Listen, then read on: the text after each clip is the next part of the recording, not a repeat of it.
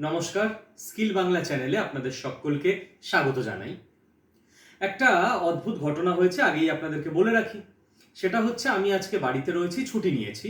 বুঝতেই পারছেন, অফিস থেকে বোর্ডে ভিডিও করছি না। এবার আমি যাতে আজকে চ্যানেলে একটা ভিডিও এবং একটা শর্টস আপলোড হয় অন্তত, তাই অর্কর সঙ্গে আপনাদের অনেকের পরিচয় আছে। সেই লাইভে অর্ককে আমরা এনেছিলাম 5 লাখ সাবস্ক্রাইবার সেলিব্রেশনের ইভেন্টে।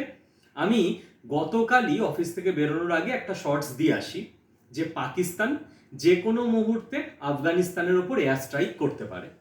দিয়ে ওই শর্টসটা চ্যানেলে অর্ক আনলিস্টেড করে আপলোডও করে রেখেছিল। আমি ওকে সকালবেলা আজকে ঘুম থেকে উঠে বলি, শর্টসটাকে দিস না, কারণ অলরেডি সন্ধেবেলা যে শর্টসটা বানিয়েছিলাম অফিস থেকে, যে পাকিস্তান আফগানিস্তানের ওপর এয়ার স্ট্রাইক করতে পারে, আমিও বুঝতে পারিনি যে কয়েক ঘন্টার মধ্যে করে ফেলবে। কারণ কয়েকটা পারমুটেশন কম্বিনেশন মিলিয়ে ডিকোড করে আমার সেটাই মনে হচ্ছিল যে সম্ভাবনা হাই। অলরেডি আমি সন্ধ্যাবেলা অফিস থেকে বেরিয়েছি এবং মাঝরাতে কাজ হয়ে গেছে। তো অর্ককে সকালবেলা আমি বলি যে ওই শর্টসটা আর দিস না, কারণ আমি বলে রেখেছি যে করতে পারে।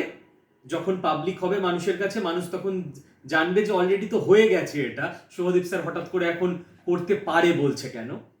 তো এইবার আমাদের আলোচনা করতে হবে যে গোটা ঘটনাটা অ্যাকচুয়ালি কি হয়েছে এবং আমি কেন এটাকে কিছুটা পারমুটেশন কম্বিনেশনে ডিকোড করে মনে করছিলাম যে অ্যাটাক হতে পারে, এবং কেন এত তাড়াতাড়ি অ্যাটাকটা হয়ে গেল, এবং এরপর ভারতবর্ষ এর মধ্যে জয়েন করবে কিনা। দেখুন, প্রথম কথা আমি শুরু করি, গতকাল সন্ধ্যেবেলা কেন আমার মনে হচ্ছিল যে অ্যাটাক হতে পারে। সেটা কারণ পাকিস্তানের ডিফেন্স মিনিস্টার খাজা আসিফের একটা বক্তব্য। কি বক্তব্য? উনি একটা বক্তব্য দিয়েছিলেন গতকাল সন্ধ্যের আগে যে কাবুল এবং নিউ দিল্লি দুটো ফ্রন্টের সঙ্গে আমাদের একসঙ্গে যুদ্ধ পরিস্থিতি হতে পারে, war with India is possible. আপনারা গুগলে এই ইংলিশটা লিখলেই পেয়ে যাবেন, war with India is possible. Khawaja Asif বলছেন, পাকিস্তানের ডিফেন্স মিনিস্টার। এবার হঠাৎ করে ভারতের সঙ্গে পাকিস্তানের এই মুহূর্তে যুদ্ধ কেন হতে যাবে? এই মুহূর্তে হাতে গরম কোনো ইস্যু নেই। সঙ্গে সঙ্গে যেটা আমার রিলেট করে মনে হয়েছিল যে, খেয়াল করে দেখুন, যদি আপনি জিও পলিটিক্স ডেলি ফলো করেন তাহলে এই মিসিং ডটগুলোকে আপনি কানেক্ট করতে পারবেন। কদিন আগে পাকিস্তানে একটা মসজিদে ব্লাস্ট হয়। যে ব্লাস্ট করেছিল, পাকিস্তান সরকার বলে দিয়েছিল যে সে কদিন আগেই কাবুলে মানে আফগানিস্তানে গেছিল ট্রেনিং নিতে। তার মানে পাকিস্তান তার মসজিদে ব্লাস্টের জন্য রিটালিয়েট করবে আফগানিস্তানে। আফগানিস্তানের সঙ্গে ভারতের ভালো সম্পর্ক, সেই জন্য যাতে ভারত না জড়ায়, পাকিস্তান একটা সিগন্যালিং ধমকি দিয়ে রাখতে চেষ্টা করছিল, war with India is possible. Geopolitics বুঝলে এই মিসিং ডটগুলো কানেক্ট করে ফেলা খুব একটা জটিল ব্যাপার ছিল না। এই জন্য কাল সন্ধ্যেবেলাই আমার মনে হচ্ছিল যে আফগানিস্তানে যে কোনো মুহূর্তে এয়ার স্ট্রাইক হতে পারে। Why air strike? সেকেন্ড প্রশ্ন, যেটা গতকাল রাতে হয়েছে। গতকাল রাতে কি হয়েছে? পাকিস্তানের এয়ারফোর্স গিয়ে আফগানিস্তানের দুটো প্রদেশে এয়ার স্ট্রাইক করে এসছে, তাতে 70 জন মানুষ মারা গেছে। এবং অত্যন্ত দুঃখের ব্যাপার হচ্ছে, যার মধ্যে মহিলা এবং শিশুই ছিল মেনলি। আর যে কজন পুরুষ মারা গেছেন তারাও সাধারণ গ্রামের মানুষজন ছিলেন, কেউ কোনো জঙ্গি ছিল না, কারোর সঙ্গে কোনো এক্সট্রিম কানেকশন ছিল না এক্সট্রিমিস্ট গ্রুপের, কেউ সরকারের কোনো দপ্তরের লোক ছিল না, কেউ আর্মিরও লোক ছিল না। সিভিলিয়ান, নিরীহ সাধারণ সিভিলিয়ানদের পাকিস্তান এয়ারফোর্স গিয়ে মেরে এসছে কালকে। এবার কেন আমার প্রথম থেকেই মনে হচ্ছিল যে এয়ার অ্যাটাকই হবে, এটা আমার মনে হওয়া না, এটা আপনারাও ইজিলি ধরে ফেলতে পারতেন। তার কারণ হচ্ছে, আফগানিস্তানের কোনো জলসীমা নেই, তো নেভি অ্যাটাক তো হবে না। আফগানিস্তানের বর্ডারে পাকিস্তান আর্মি নিয়ে অ্যাটাক করতে যাবে না। তার কারণ হচ্ছে, কিছু মাস আগেই আফগান রেঞ্জাররা পাকিস্তানের আর্মিদের বর্ডার লাগোয়া যে আর্মিরা ছিল সেখানে মারাত্মক গুলিবর্ষণ করে প্রচুর পাকিস্তানি আর্মিকে নিহত এবং আহত করেছিল। তো আবার আর্মি অ্যাটাক করে একই ভুল আফগানিস্তানের সঙ্গে পাকিস্তান করতে যাবে না, যেখানে আফগানিস্তানের কাছে বেশ ভালো রকম অস্ত্রশস্ত্র কিন্তু রয়েছে। তো অপশন একটাই বাঁচে নর্মাল হিসেব, সেটা হচ্ছে এয়ার অ্যাটাক। কারণ আফগানিস্তানের কাছে কোনো এয়ারফোর্স নেই, কোনো এয়ার ডিফেন্স সিস্টেম নেই, আফগানিস্তান পাকিস্তানকে আটকাতে পারবে না, পাকিস্তান ইজিলি এয়ারফোর্স দিয়ে অ্যাটাক করে দেবে। এবং শুধু এটা নয়, এর আগেও আপনি যদি প্যাটার্ন খেয়াল করেন, কিছু মাস আগে আপনার মনে পড়ছে 7 জন আফগান নাগরিককে পাকিস্তান এয়ার স্ট্রাইক করে মেরেছিল। এবার নভেম্বরে ফিরে আসুন, জাস্ট রিসেন্ট 3 মাস আগে আফগানিস্তানের 3 জন ইয়াং ক্রিকেটার মারা গেছিল, আপনার মনে পড়ছে? যেখানে টোটাল 47 জন আফগানিস্তানি নাগরিককে পাকিস্তান এয়ার স্ট্রাইক করে মেরে ফেলে। তো পরপর দুটো প্যাটার্ন আমরা দেখতে পেলাম, আর গতকাল রাতে যেটা হলো সেখানে মোট 70 জন মারা গেল, মানে সংখ্যাটা বাড়ছে, প্যাটার্ন ক্লিয়ার। এবার নেক্সট প্রশ্নে আসুন, 3 নাম্বার, কেন পাকিস্তান আফগানিস্তানে অ্যাটাক করছে কেন? তার মূল কারণ দুটো। পাকিস্তান যেটা সারা পৃথিবীকে বলছে সেটা হচ্ছে, দেখুন আমরা শান্তিপ্রিয় দেশ, তো আমাদের দেশে অনেক জঙ্গি রয়েছে, যে জঙ্গিগুলো মূলত টিটিপি, তেহরিকি তালিবান পাকিস্তানি, মানে আফগানিস্তানের তালিবান সমর্থিত পাকিস্তানে তালিবানের গোষ্ঠী তৈরি হয়ে গেছে, যেই তালিবান জঙ্গিরা পাকিস্তানে বিভিন্ন দেশের ভিতরে নাশকতা ঘটাচ্ছে, সেই জন্য আমরা জঙ্গিদের ঘাঁটি ওড়ানোর জন্য আফগানিস্তানে অ্যাটাক করছি। এটা পাকিস্তান সারা পৃথিবীকে বলছে। এবার এখানে দুটো কোশ্চেন থেকে যায়, যে জঙ্গিদের ঘাঁটি অ্যাটাক করতে গিয়ে 3বারই তোমরা সাধারণ নাগরিককে মেরে এলে, এ কেমন কথা? জঙ্গিদের ঘাঁটি অ্যাটাক করতে গেলে ভারতকে দেখে শেখো। ভারতবর্ষ ব্রহ্মস দিয়ে একেবারে হাফিজ সঈদের যেটা অফিস, সেখানের ছাদ উড়িয়ে দিয়েছে, ছাদে একদম সানরুফ বানিয়ে দিয়েছে। ভারতবর্ষ অকারণে ডিম্যান্ড, মানে কোনো কিছু দাবি করে না, যেটা আমরা করেছি স্যাটেলাইট ইমেজ সারা পৃথিবীর কাছে রয়েছে, দেখে নাও। এটাকে বলে প্রিসিশন স্ট্রাইক, যে আমরা জঙ্গি ঘাঁটিতে অ্যাটাক করছি। ভারতবর্ষের অ্যাটাকে একজন সাধারণ মানুষ মারা গেল না, আর পাকিস্তানের অ্যাটাকে 3বার সাধারণ আফগান নাগরিক মারা গেল। পাকিস্তান, যে নাকি মুসলিম বিশ্বে ঠেকা নিয়ে আছে বলে নিজে দাবি করে, সে রমজান মাস চলাকালীন আফগানিস্তানে মুসলিম জনতার উপর অ্যাটাক করলো এবং একটা মাদ্রাসার উপর অ্যাটাক করেছে, সেই মাদ্রাসাও ধ্বংস হয়ে গেছে। যেখানে যে পাকিস্তান সবসময় এটা বলে যেত সারা পৃথিবীকে যে ইসরায়েল রমজান মাস চলাকালীন গাজায় অ্যাটাক করছে, এটা মোটেই ঠিক কাজ নয়, এবং পাকিস্তান তারা কি করছে, তারা আফগানিস্তানে এই ঘটনা ঘটালো। এবার ভারতবর্ষের এখানে স্ট্যান্ড পয়েন্ট খুব ক্লিয়ার। ভারতবর্ষ অফিসিয়াল স্টেটমেন্ট দিয়েছে যে আফগানিস্তানে পাকিস্তান যে এয়ার স্ট্রাইক করেছে, সাধারণ মানুষ, মহিলা, বাচ্চাদের মৃত্যু হয়েছে, এতে ভারতবর্ষ শোক প্রকাশ করছে এবং এই ঘটনার নিন্দে করছে। ভারতবর্ষ ক্যাটাগরিক্যালি অফিসিয়ালি উল্লেখ করেছে যে পবিত্র রমজান মাস চলাকালীন এই অ্যাটাক তো একেবারেই জঘন্য, এবং ভারতবর্ষ এটাও বলেছে, অফিসিয়াল স্টেটমেন্ট আপনারা চেক করে দেখে নিতে পারেন, মিনিস্ট্রি অফ এক্সটার্নাল অ্যাফেয়ার্স থেকে প্রকাশিত হয়েছে, যে পাকিস্তানের নিজের দেশের ইন্টারনাল সমস্যা থেকে চোখ ঘোরাতে পাকিস্তান এখন এইসব কাণ্ড কারখানা করে বেড়াচ্ছে। ইন্টারনাল সমস্যা মানে পাকিস্তান নিজের দেশের মধ্যে এতদিন জঙ্গি পুষেছে। এবার সেই একটা কথা আজীবন শুনে আসবেন আপনি, এই কথাটা হাড়ে হাড়ে পাকিস্তানের ক্ষেত্রে আপনি এক্সাম্পল দেখে নিতে পারবেন, যে আপনি যদি আপনার বাড়ির উঠোনে সাপ পুষে রাখেন, এটা এক্সপেক্ট করে যে আমার পাশের বাড়ির লোককে এই সাপ কামড়াবে, একদম ভুল। কারণ সাপ কারোর বাগে আসে না, কারোর পোষ মানে না, ওই সাপ আপনাকেও কামড়াবে। তো এই জন্য বলি না যে আগুন নিয়ে খেলতে নেই, পাকিস্তান সেটাই করেছে। দেশের মধ্যে জঙ্গি ট্রেনিং এর কারখানা খুলেছে। আমাদের এখানে এআই ট্রেনিং দিয়ে আমরা স্কিল বাংলার তরফ থেকে, গভর্নমেন্ট অফ ইন্ডিয়ার তরফ থেকে এআই ট্রেনিং এর ব্যবস্থা করা হয়, পাকিস্তান সরকারের তরফ থেকে জঙ্গি ট্রেনিং এর ব্যবস্থা করা হয়, এটা এক্সপেক্ট করে যে এই জঙ্গিরা কাশ্মীরে গিয়েই অ্যাটাক করবে, দিল্লিতে গিয়েই অ্যাটাক করবে।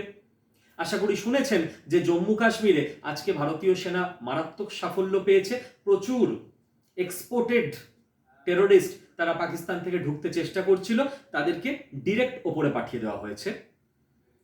তো পাকিস্তানের এটা ন্যাশনাল শিল্প, ইন্ডাস্ট্রি, জঙ্গি তৈরি করা। এবার ওদের এক্সপেকটেশন যে এই জঙ্গিগুলো সবসময় ভারতের এগেনস্টে গিয়েই কাজ করবে, বাট সেটা হয় না। সাপ পুষলে সেই সাপ আপনাকেও কামড়াবে।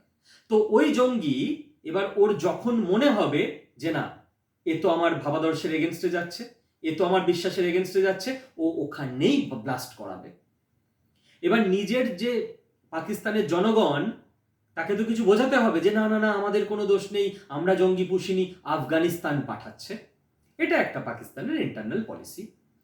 বাট সব থেকে বড় কারণ অন্য জায়গায়। কি কারণ? যারা স্কিল বাংলার ভিডিও ডেলি ফলো করেন তারা ঠিক ধরতে পারছেন, বাগরাম এয়ারবেস। খেয়াল করে দেখুন, ডোনাল্ড ট্রাম্প পরিষ্কার বলে দিয়েছিল যে আফগানিস্তানে যে বাগরাম এয়ারবেস রয়েছে সেটা আমাদের ফিরিয়ে দাও। কারণ বাগরাম এয়ারবেস প্রচুর একটা স্ট্র্যাটেজিক পয়েন্ট আমরা বলতে পারি। যদিও রাশিয়া প্রথম দিকে তৈরি করেছিল, পরে আমেরিকা ওটাকে টেক ওভার করে হিউজ মডিফাই ডেভেলপমেন্ট ওর মধ্যে করে। বাগরাম এয়ারবেস আমেরিকার হাতে থাকলে আমেরিকা আফগানিস্তানকে কন্ট্রোল করতে পারবে, সেন্ট্রাল এশিয়াকে কন্ট্রোল করতে পারবে, ইরানকে কন্ট্রোল করতে পারবে, চীনের ওপরও নজরদারি করতে পারবে। এই জন্য বাগরাম এয়ারবেস এতটা ইম্পর্টেন্ট আমেরিকার কাছে। তালিবান পরিষ্কার মানা করে দেয়, বাগরাম এয়ারবেস তো আমরা দেব না। পাকিস্তান ফার্স্ট কান্ট্রি যে আমেরিকাকে গিয়ে বলে, sir can we do something for you, Bagram airbase দখলের জন্য বলুন আমাদের কি করতে হবে। আমেরিকা টাকা ফেলবে, পাকিস্তান ভিখারি, ভিক্ষার থালা নিয়ে বসে আছে, নাও 2 টাকা দিলাম, কি করতে হবে, আফগানিস্তানে গিয়ে এয়ার স্ট্রাইক করে এসো। তো পাকিস্তান আমেরিকার থেকে টাকা নিচ্ছে এবং আফগানিস্তানে গিয়ে এয়ার স্ট্রাইক করছে। আপনি বলুন স্যার এয়ার স্ট্রাইক করলে কি হবে? এয়ার স্ট্রাইক করে বাগরাম এয়ারবেস পাকিস্তান দখল করে আমেরিকার হাতে দিয়ে দেবে? না না না না না। পাকিস্তান প্রত্যেকবার এয়ার স্ট্রাইক করবে এবং আফগান তালিবান লিডারদের অ্যাপ্রোচ করবে, তোমরা কি আমেরিকার সঙ্গে নেগোসিয়েশনে বসতে চাও? আচ্ছা চাও না, ওকে, নেক্সট অ্যাটাক, আর একটু বড় অ্যাটাক। দেখুন প্রথম অ্যাটাকে 7 জন মরেছিল, সেকেন্ড অ্যাটাকে 47 জন, গতকালের অ্যাটাকে 70 জন। এবং নিশ্চিত জেনে রাখুন, ব্যাক চ্যানেল দিয়ে প্রত্যেকটা অ্যাটাকের পর আফগানিস্তান তালিবান লিডারদের অফার পাঠাচ্ছে পাকিস্তান যে আমেরিকার সঙ্গে নেগোসিয়েশনে বসো, বাগরাম এয়ারবেস নিয়ে কোনো একটা সমঝোতায় এসো। আফগানিস্তান যতক্ষণ না রাজি হবে, এই 70টাই পরের বার 120 হবে, তারপরের বার 200 হবে, পাকিস্তানের এয়ার স্ট্রাইক চলতে থাকবে। এবং আফগানিস্তান এটাকে পুরোপুরি বুঝে একটা গান রিলিজ করেছে, আপনারা ইউটিউবে বা গুগলে সার্চ করলে ওই গানটা পেয়ে যাবেন, যেখানে আফগানিস্তান ক্যাটাগরিক্যালি উর্দুতে, হিন্দি উর্দু শব্দ দিয়ে পুরো ইজিলি বুঝতে পারবেন, গানটা রিলিজ করেছে, যেখানে পাকিস্তানকে বলা হচ্ছে যে তোমরা গোলাম, তোমরা নামক হারাম, তোমরা দালাল। কার? আমেরিকার। কেন নামক হারাম? এবং ওখানে ক্যাটাগরিক্যালি ওই গানের মধ্যে বলা হয়েছে তোমরা ইবলিসকে রিস্তেদার। ইবলিস আমি যতদূর জানি ইসলামিক ধারণা অনুযায়ী শয়তান, নেগেটিভ এনার্জি, নেগেটিভ ফোর্স, যে তোমরা ইসলাম কি শত্রু, এরকম ইসলাম কি দুশ্মন। গানটার মধ্যে এই ওয়ার্ডটাও রয়েছে যে সারা পৃথিবীকে, নিজের দেশের মানুষকে তোমরা বুঝিয়ে যাও আমরা ইসলামের জন্য লড়ছি, এবং তোমরা রমজান মাসে একটা ইসলামিক কান্ট্রিতে এয়ার স্ট্রাইক করে সাধারণ মানুষকে হত্যা করো। পাশ্চাত্য সভ্যতার একটা দেশ আমেরিকা, তাদের কাছ থেকে জাস্ট টাকা নিয়ে, টাকার বিনিময়ে কাজেই তোমরা গোলাম, তোমরা দালাল, তোমরা নামক হারাম। আফগানিস্তান বলছে, আফগানিস্তান এই গান রিলিজ করেছে সারা পৃথিবীর ইসলাম ধর্মাবলম্বী মানুষদের কাছে নিজেদের মেসেজ পৌঁছে দেওয়ার জন্য যে পাকিস্তান হচ্ছে সেই দেশ যে আসলে কোনো আদর্শ মানে না, কোনো রিলিজিয়ান মানে না, কোনো বিলিফ সিস্টেমও মানে না, যে টাকার বিনিময়ে যে কোনো কাজ করতে পারে। এবার আশা করি আপনাদের কাছে বোঝা গেল যে কেন ঘটনাটা হয়েছে, কিভাবে আমরা প্রেডিক্ট করছিলাম এবং সেটা মিলেও গেছে, ভবিষ্যতে কি হতে পারে। এবার এই ভিডিওর সেকেন্ড পার্ট এবং লাস্ট পার্ট। ভারত কি এর মধ্যে ঢুকবে? একেবারে ঢুকবে না। লিখে রাখুন, মিলিয়ে নিন। জিওপলিটিক্যাল প্যাটার্ন যতদূর আমরা বুঝি তাতে করে ভারত একেবারে ঢুকবে না এর মধ্যে। কেন? আমরা অনেকেই কি করি, যতক্ষণ আমরা জিওপলিটিক্স ভালো করে বুঝি আমরা আবেগ দিয়ে বিচার করতে শুরু করি। না না না স্যার, আফগানরা তো আমাদের বন্ধু স্যার, ওদের সঙ্গে আমাদের ঐতিহাসিক সম্পর্ক আছে, আমাদের তো ওদের পাশে দাঁড়ানো উচিত। ওয়েট ওয়েট ওয়েট, কোন আফগানিস্তান ভারতের ঐতিহাসিকভাবে অখণ্ড ভারতের অংশ ছিল?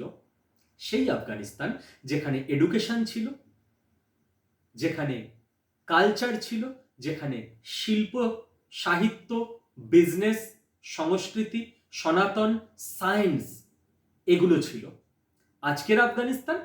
আজকের আফগানিস্তান গুগল করে দেখে নিন তালিবান শাসনে কি চলছে। তালিবান বলে দিয়েছে যে আমরা নারী সম্মানের পক্ষে। কেমন নারীর সম্মান? কোনো পুরুষ তার ওয়াইফকে পেটাতে পেটাতে যদি হাড় ভেঙে যায় তাহলে সেই পুরুষের শাস্তি হবে, হাড় ভাঙার আগে অবধি পেটানো যাবে। ওয়াও, হাততালি, কি সুন্দর নারীর সম্মান। এবং আফগানিস্তান রুল করে দিয়েছে অফিসিয়ালি যে কোনো মহিলা তার স্বামীর অনুমতি না নিয়ে যদি বাপের বাড়ি যায় তাহলে সেই মহিলাকে অ্যারেস্ট করে 3 মাস জেলে রাখা হবে। ওয়াও! ভারতবাসী হিসেবে, একজন প্রোগ্রেসিভ মানুষ হিসেবে, একজন মানবতাবাদী মানুষ হিসেবে, একজন সায়েন্টিফিক টেম্পারামেন্টের মানুষ হিসেবে আপনি এই আফগানিস্তানকে সাপোর্ট করবেন? একেবারে নয়। এই আফগানিস্তান পাকিস্তানের থেকে বিলিফ সিস্টেম অনুযায়ী এক স্টেপ এগিয়ে গেছে এবং সেই জন্য এরা যে তালিবানি জঙ্গিরা তৈরি, তালিবান জঙ্গি, ভারতবর্ষের সঙ্গে ভালো সম্পর্ক কারণ অজিত দোভাল তালিবানকে সেইভাবে কন্ট্রোল করছে। তা আপনি তাই বলে এদেরকে বুকে জড়িয়ে ধরে ভারতবর্ষে নিয়ে এসে বলতে পারেন না যে ভাই তোমরা তো খুব ভালো জঙ্গি, তোমরা আমাদের দেশে তোমাদের যে আইন কানুনগুলো এগুলোই চালু করো। একেবারেই নয়। তাহলে স্যার আফগানিস্তানের সঙ্গে কি আমরা এগেনস্টে যাব? কেন যাব? এটাই আপনাকে বুঝতে হবে। আফগানিস্তানকে আমরা বুকে জড়িয়েও ধরবো না, আমরা এগেনস্টেও যাব না। সব কিছুর উত্তর জিওপলিটিক্সের না মহাভারতে পেয়ে যাবেন। মহাভারতে খেয়াল করে দেখুন, কৌরবরা যুদ্ধের নীতি ভঙ্গ করে রাত্রিবেলা অ্যাটাক করেছিল। শ্রীকৃষ্ণ কি করেছিলেন? শ্রীকৃষ্ণ বলেছিলেন যে ভীমের যে সন্তান আছে, যে রাক্ষস, তাকে ডাকো, তার টিমকে নিয়ে এসে এই মুহূর্তে কৌরবদের এগেনস্টে যুদ্ধে লাগাও, কারণ রাতের যুদ্ধে রাক্ষসদের আমাদের দরকার কৌরবদের হারাতে গেলে। কিন্তু শ্রীকৃষ্ণ একবারও বলেননি যে ভীমের যে রাক্ষস সন্তান তাকে বাঁচিয়েও রাখো, তাকে সিংহাসনে বসাও, তাকে বংশ মর্যাদা দিয়ে তাকে রাজা করো। একেবারে নয়, তাহলে কেলেঙ্কারি হয়ে যাবে। রাক্ষসের বিরুদ্ধে লড়ানোর জন্য রাক্ষস দরকার ছিল। তো ঠিক এই মুহূর্তেও ভারতবর্ষের স্ট্র্যাটেজি সেটাই হওয়া দরকার।